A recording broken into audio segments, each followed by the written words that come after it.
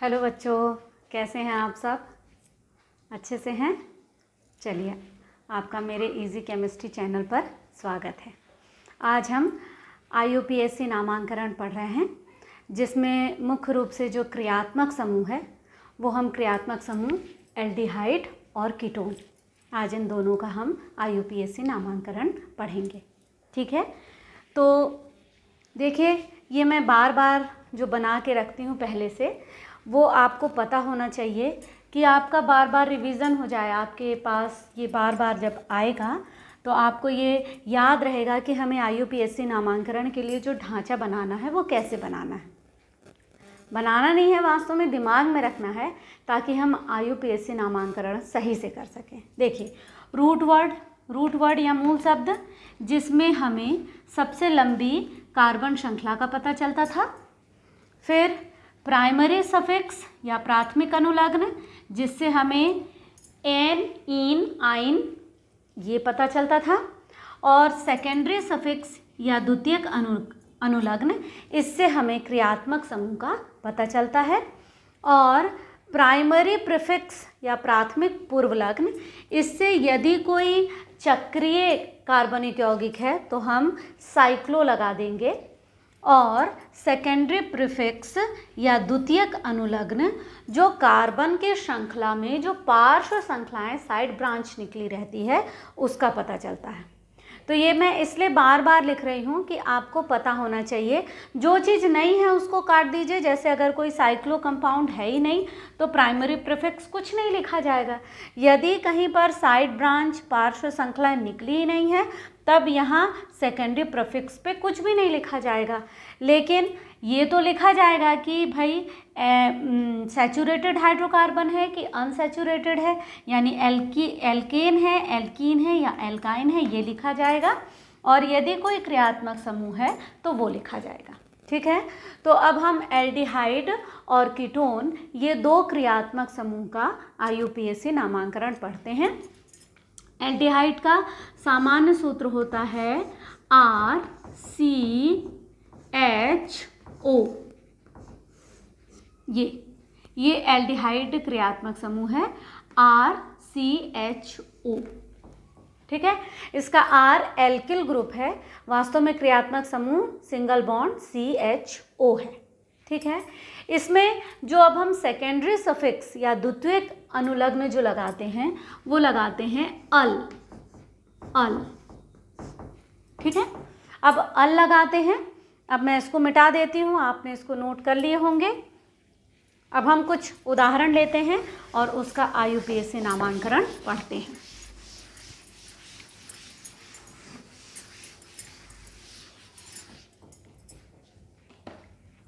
ये आप अपनी कॉपी में लिखे होंगे तो उससे देख देख के ही आप नामांकन करना।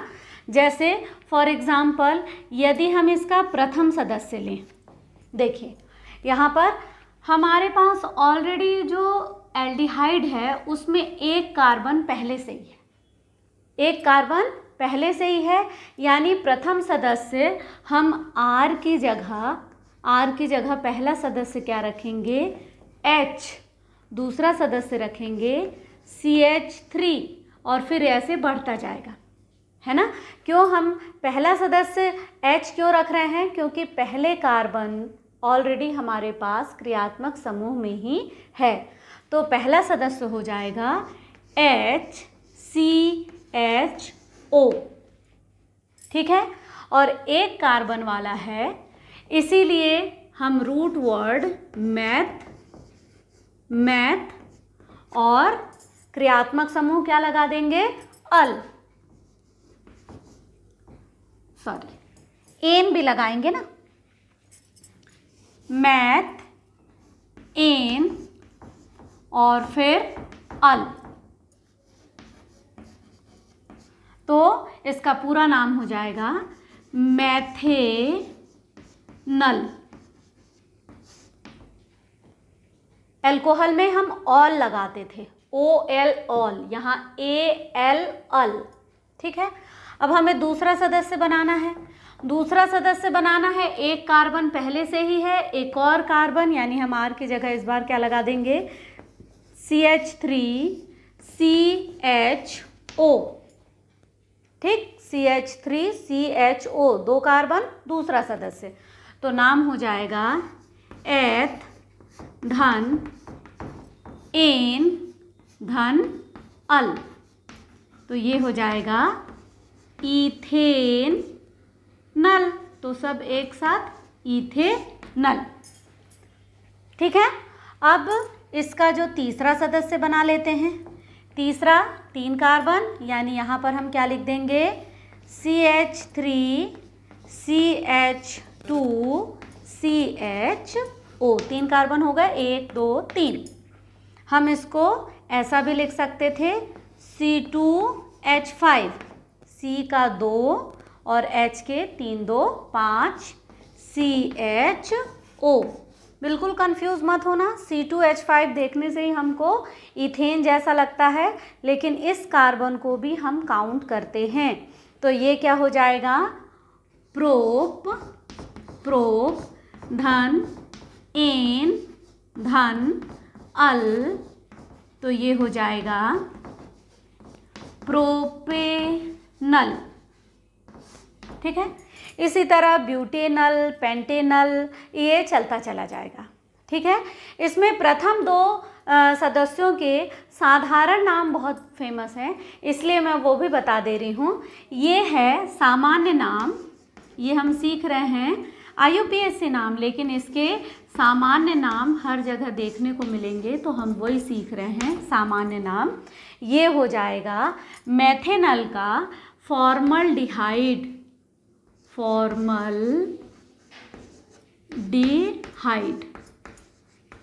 फॉर्मलडिहाइड। तो ये ध्यान रखना, इसका नाम फेमस है। असल में क्या होता है, कई बार जो नाम ज़्यादा प्रचलन में आ जाते हैं तो उस नाम का ज़्यादा उपयोग होने लग जाता है हर जगह। कहीं आपको मेथेनल की उतना सुनने को नहीं मिलेगा, देखने को नहीं मिलेगा जितना फॉर्मलडिहाइड। और इसी तरह जो इथेनल है, इसका सामान्य नाम भी एसिटल्डिहाइड, एसिटल्डिहाइड।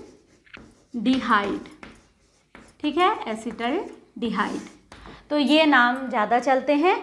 उसके अलावा आप जो भी, ये तो हो गए कि फॉर्मलडिहाइड, इसका मैथ से कोई संबंध नहीं है, तो फॉर्मलडिहाइड, एथ से एसिटल का कोई संबंध नहीं है, लेकिन एसिटल्डिहाइड, ये 2 नाम आपको याद रखने चाहिए।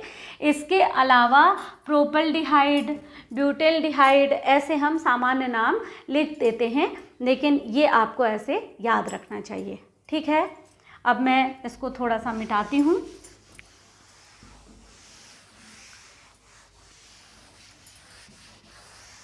अब ये कुछ हम ब्रांचेस में पढ़ेंगे, जैसे IUPAC हम लोग शुरू से देख रहे हैं एल्केन का, तो हम कुछ शाखाओं वाले यौगिक ले लेते हैं। CH3,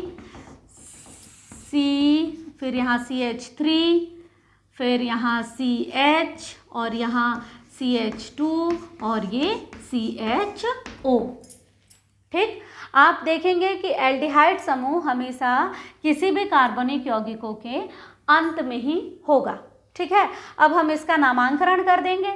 सबसे पहले लंबी शाखा का चयन, सेम वही जो IUPAC में चलता है, सबसे पहले लंबी शाखा का चयन कर दिए। चयन करने के बाद अब यहाँ पर हमें एक प्रतिस्थापी दिख रहा है और यहाँ पर हमें क्रियात्मक समूह दिख रहा है। क्रियात्मक समूह में भी कार्बन है, इसलिए हमें उसको एक नाम दे देना है, जिधर से क्रियात्मक समूह पास पड़े, बताए थे पिछले बार भी। फिर ये 2, ये 3 और ये 4, तो 4 कार्बन वाला यानी रूट वर्ड हो जाएगा ब्यूट। सब जगह आपको क्या दिख रहे हैं, सिंगल बॉन्ड, इसलिए एन, है ना।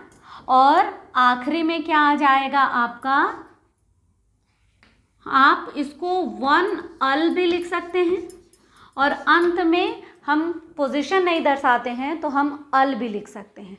और यहाँ पर अब तीसरे नंबर कार्बन पर क्या प्रतिस्थापी है, 3 मैथिल, तो हो जाएगा 3 मैथिल ब्यूटेनल। ठीक है, 3 मैथिल ब्यूटेनल। तो इस तरह से आप इसको नामांकन जो पहले दिया है वैसा ही आप बना के और लिखते चले जाएंगे, है ना। ठीक, अब हम देख लेते हैं कीटोन।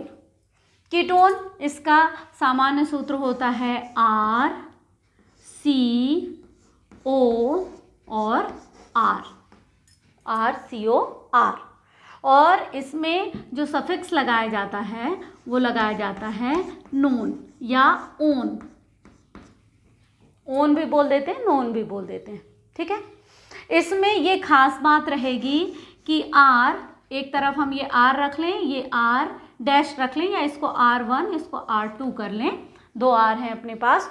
तो यहाँ पर R1 या R2 में पहला सदस्य हमेशा CH3 से ही लिया जाएगा, यानी इसमें मेथनोन का कोई रोल नहीं है। क्यों? क्योंकि ऑलरेडी इसके दोनों तरफ हमको CH3 रखना होता है। एथनोन का भी कोई अस्तित्व नहीं है। जो पहला सदस्य मिलेगा वही हमको 3 कार्बन वाला मिलेगा, यानी हम रखेंगे CH3C, यहाँ O के साथ डबल बॉन्ड और CH3, ये हो जाएगा इसका कीटोन का पहला सदस्य। तो यहाँ पर हम फिर वही नाम रख लेंगे, कार्बन की श्रृंखला का चयन कर लेंगे, ठीक है, और फिर हम अंकन कर देंगे कहीं जहाँ से पास पड़े, 1 2 3 कहीं से भी पास पड़ जाती है, इधर से भी और इधर से एक ही पोजीशन है। तो हम बोल देंगे ये कितना है, प्रोप धन एन। देखिए कार्बन के श्रृंखला में कहीं पर डबल बॉन्ड नहीं है, इसलिए एन होगा। ये कार्बन और ऑक्सीजन की श्रृंखला में डबल बॉन्ड है। कंफ्यूज मत होना कि कार्बन और कार्बन के बीच में जब डबल बॉन्ड हो तो इन, कार्बन और कार्बन के बीच में जब ट्रिपल बॉन्ड हो तो आइन। यहाँ ऑक्सीजन से उसका कोई लेना देना नहीं है। तो प्रोप धन एन धन नोन, चाहे तो उसकी भी पोजीशन बता दें 2, तो ये हो जाएगा प्रोप 2 नून, प्रोपेनोन। आप डायरेक्ट भी लिख सकते हैं प्रोपेनोन, ठीक है। ये इसका पहला सदस्य होगा, ठीक, क्योंकि हम सपोज अगर हम माने कि यहाँ H लगा देते हैं, यहाँ हम H लगा दें, तो देखिए क्या बन जाएगा, CH3CHO, फॉर्मल्डिहाइड। इसीलिए हमें पहला सदस्य दोनों तरफ R1 और R2 के जगह में CH3 लगाना होगा, और इस तरह से इसका नाम होगा। हम इसके आगे दूसरा सदस्य भी ले सकते हैं, जैसे हम C2H5, C3H7, कोई भी एल्किल ग्रुप लेते जाएं तो यहाँ पर हो जाएगा C2H5, C double bond O, C2H5। अब देखिए कार्बन की लंबी श्रृंखला का चयन करें, यहाँ पर है 2 3 4 5, ठीक है। तो ये पेंट है ना, पेंट। और किस नंबर पर ओन है, 1 2 3, 1 2 2 है ना, इसलिए इसको 1 2 3, तो पेंट 3 ओन या नोन, पेंट 3 ओन, ठीक है। तो इस तरह से हम कीटोन का नाम करते हैं। और अगर सामान्य नाम बोले, जैसे इसके पहले मैंने लिखा था CH3, इसको आप जरूर याद रखिए, इसका सामान्य नाम CH3, तो ये हो जाता है एसीटोन। ये इसी नाम से बहुत प्रचलन में है, बल्कि ये पूछ लिया जाता है कि एसीटोन का IUPAC नाम लिखो, तो हमसे बनना चाहिए, इसके पहले हमने लिखे थे प्रोपेनोन, एसीटोन का IUPAC नाम, ठीक। अब क्या होता है, ये हो गया। अब कई बार ऐसा ज़रूरी नहीं है कि दोनों तरफ एक ही हो, दोनों तरफ अलग अलग भी एल्किल ग्रुप हो सकता है। ये हमने ये बना दिया, खोल के इसको लिख दिए CH3, ठीक है, ऐसा भी हो सकता है, हम लिख सकते हैं। तो ये है क्रियात्मक समूह वाला कार्बन। तो सबसे पहले लंबी श्रृंखला का चयन कर लिए, फिर हम इस क्रियात्मक समूह को देखें, ये 1 2 3 तीसरे नंबर पे, ये 1 2 दूसरे नंबर पे, तो अंकन हम यहाँ से कर देंगे ऐसा।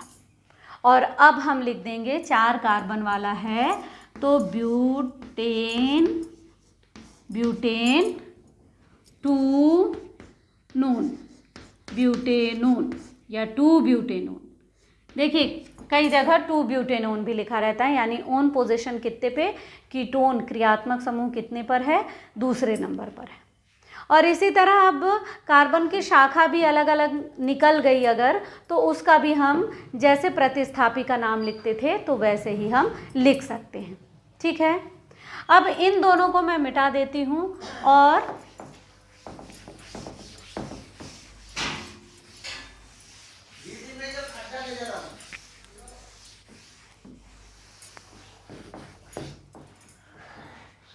अब इन दोनों को मिटा के मैं आपको एक और चीज़ बता देती हूँ। ये ऐसा, ये एक ग्रुप है, इसको बोलते हैं कार्बोनिल, कार्बोनिल समूह। देखिए हमने पहले ही देखे थे कि यदि मैं यहाँ पर R1 की जगह H ले लेती हूँ तो एल्डिहाइड बन जाता है, यानी एल्डिहाइड और कीटोन दोनों में एक कॉमन ग्रुप होता है, वो है कार्बोनिल ग्रुप, जो हम इसे कहते हैं। ठीक है, यहाँ पर अगर मैं लगा देती हूँ CH3 और CH3 तो देखिए क्या बन जाएगा, CH3 CH3 और ये एसीटोन कीटोन बन गया, कीटोन बन गया। लेकिन यदि मैं दोनों तरफ H लगा देती हूँ, C डबल बॉन्ड O, तो ये देखिए क्या बन जाएगा, HCHO, एल्डिहाइड बन गया, वो भी पहला सदस्य फॉर्मल्डिहाइड। यदि मैं एक तरफ H और दूसरी तरफ CH3 लगा देती हूँ तब क्या बन जाएगा, CH3CHO यानी एसिटल्डिहाइड। ठीक है, तो अभी आपके 11वीं के हिसाब से देखिए मेरा जो ये वीडियो बन रहा है ये मात्र उन बच्चों के लिए ज़्यादा काम आएगा जो बच्चे अभी स्टार्ट किए हैं साइंस लेके पढ़ना, चाहे बायो साइंस चाहे मैथ साइंस। अब हम उसके और कठिन चीज़ों को बाद में देखेंगे। अगर इकट्ठे हम बहुत ज़्यादा कठिन चीज़ें पढ़ाने लग जाएंगे तो बच्चे डरने लग जाएंगे, इसलिए अभी सरल से सरल तरीके से आपको सारी चीज़ें सिखा रहे हैं। इसके बाद जैसे जैसे आप सीखते जाएंगे वैसे वैसे हम कठिनाई का स्तर पढ़ाते जाएंगे। तो आज हमने 2 क्रियात्मक समूह पढ़े, एल्डिहाइड और कीटोन। ठीक है बच्चों, तो अब हम नेक्स्ट वीडियो में अगला क्रियात्मक समूह पढ़ेंगे। जब तक बाय।